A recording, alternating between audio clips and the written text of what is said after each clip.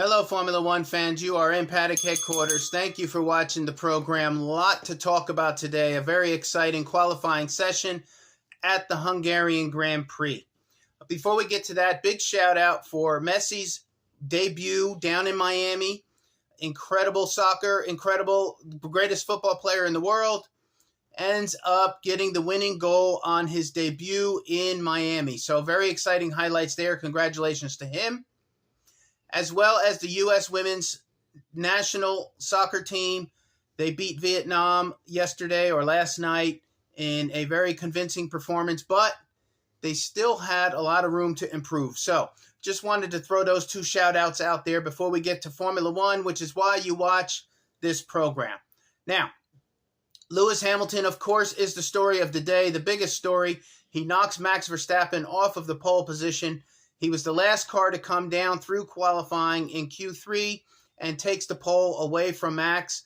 Max struggled a little bit with his car, and when I say struggle for Red Bull. It's such a fast car. They're always near the top. But he left a gap, and Lewis Hamilton took it, knocks him off pole. Max will be starting in the P2 position tomorrow. Now, it was a mixed bag for Mercedes. And Mercedes always sandbags a little bit. They always talk about how bad the car is. It's not this, it's not that, usually during the week. And then, they're not getting the number one podium spots, obviously, like they used to. But they always end up, when they complain about the car the most, they end up being pretty competitive for second or third. So I think that's what happened this week. They do have a fast car, it appears. Unfortunately, George Russell doesn't even make it into Q2. He's going to be starting, I believe, 18th tomorrow. So that was a big letdown, I think, for Mercedes. They needed really both of their cars up there to solidify their position. But nevertheless, congratulations to Lewis on an excellent job. The second big story is McLaren. McLaren is legitimate. And for you McLaren fans, you're very excited, and you have reason to be. They give hope that you can work on a car throughout the season and make big jumps during the season, because they were so bad at the beginning of the season. Nothing was working. And they really have climbed into a position where the second half of the season, McLaren can do some really, really incredible things. So Oscar Piastri is going to be starting fourth. Lando Norris is going to be starting third. They have the second row at the Hungarian Grand Prix. Congratulations to McLaren. Everything seems to be going in the right direction. The third story of the day, in my opinion, is Alfa Romeo. Zhou Guanyu, he comes in fifth, and Bottas is going to be starting seventh tomorrow. Now, if you watched the post-race show, they were talking with Christian Horner. Christian was like, driver of the day should be Zhou, for qualifying purposes. And he said he didn't know where that came from. And quite frankly, both of their cars have really been terrible most of the year. So to have both of those Alfa Romeos finish be starting in the top 7 cars tomorrow, it's really a great accomplishment. And we'll see if they can start doing some things right and getting some things right moving forward. So congratulations to Zhou, who really has displayed that he is a very talented driver and, could really do better in a better car. So we'll see what happens tomorrow with the race with those two. Congratulations to both Alfa Romeos.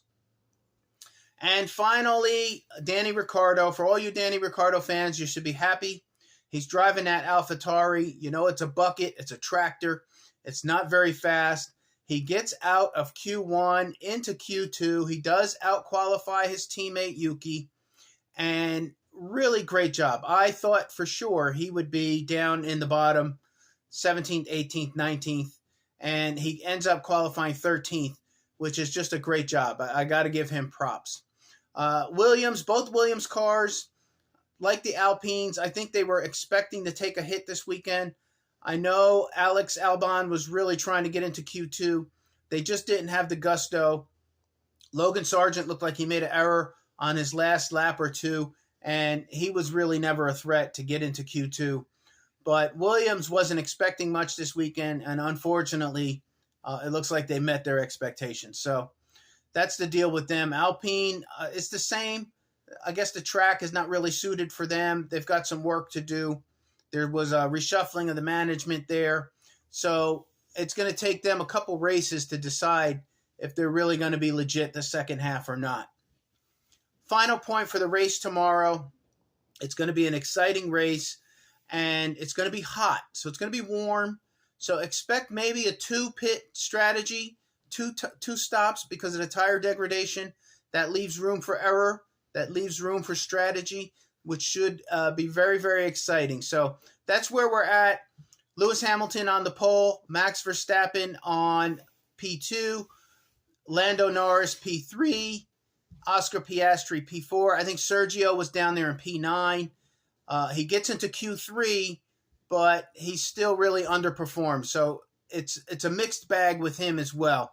You're happy that he at least got into Q3. He's starting in the top half of the grid, but he really needs to be third, fourth, or fifth with that car. So let's see what happens with him. It's very difficult overtaking, I think, on this track. So a lot of strategy will come into play for tomorrow's race. Thank you for watching the program. I'll see you tomorrow with the big post-race show. Paddock Headquarters out.